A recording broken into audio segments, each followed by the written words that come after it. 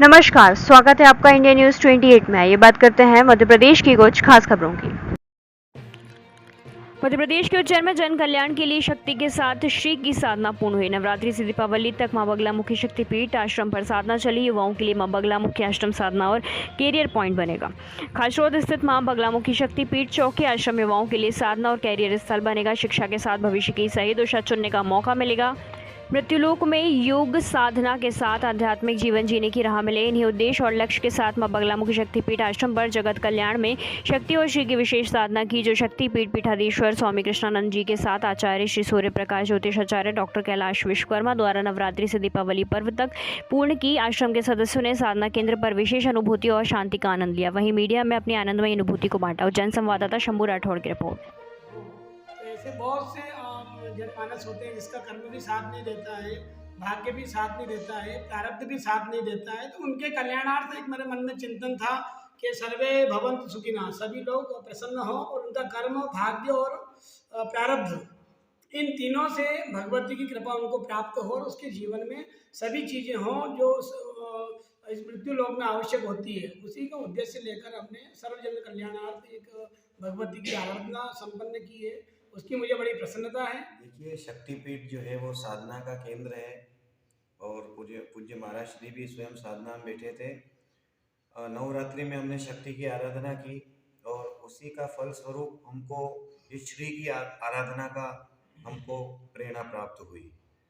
शक्ति की आराधना से लक्ष्मी की आराधना तक हम लोग पहुँचे हैं। तो उसमें सर्वे भवन्तु सुखिनः की भावना को लेकर ही हमने इस कर्म को संपादित किया है और जन मात्र, जीव मात्र, प्राणी मात्र का कल्याण हो, राष्ट्र में, विश्व में सुख समृद्धि हो और वैश्विक महामारी का निवारण हो और सब भक्तों की मनोकामना पूरी हो, इसी संकल्प को लेकर के पूज्य महाराज श्री और हम लोगों ने ये हजारों साधक यहाँ से जुड़े हुए हैं और यहाँ आने के बाद इतनी शांति, इतनी पीसनेस मैंने देखा कि जो डिप्रेस्ड लोग हैं, डिप्रेशन में हैं, वो भी यहाँ आने के बाद शांति या पीस का अनुभव करते हैं। जहाँ तक आपने बात करी ज्योतिष के, तो ज्योतिष पूरा संपूर्ण रूप से एक विज्ञान है। इससे हम भविष्य में क्या, वो हमें रास्ता बताता है कि हम भविष्य में क्या कर सकते हैं। इसको कुछ लोगों ने, कुछ प्रोफेशनल लोगों ने शनि, राहु, केतु के नाम पे डराने का धंधा बना लिया, जबकि वास्तविकता से दूर ये एक पूर्ण संपूर्ण विज्ञान है। इससे हम अपने बच्चों का 10वीं के बाद, आज सबसे बड़ी दिक्कत ये है कि हमारे यहाँ कोई अच्छा कैरियर काउंसलर नहीं है। बच्चे को किस लाइन में जाना, मैं ऐसे कई उदाहरण मैंने स्टडी के द्वारा दिखे कि बहुत अच्छे डॉक्टर है, गोल्ड मेडलिस्ट है, लेकिन वो सफल नहीं हो पाए।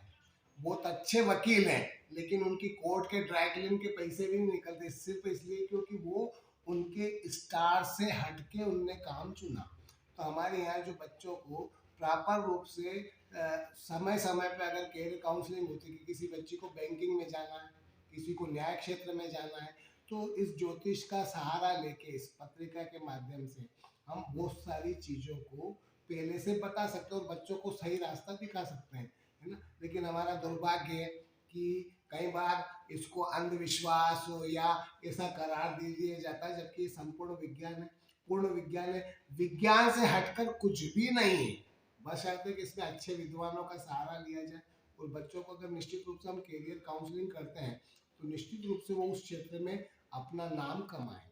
एनर्जी स्टेशन जिसे कहते हैं, पावर स्टेशन, वो ये पावर स्टेशन है और इसको वही अनुभूति दे सकता है जो यहाँ आके एक बार जो है दर्शन करे और इन सब जो यहाँ का सारा जो ओरा है उसको अभिभूत होके उसको जो है ध्यान होके विचार करे।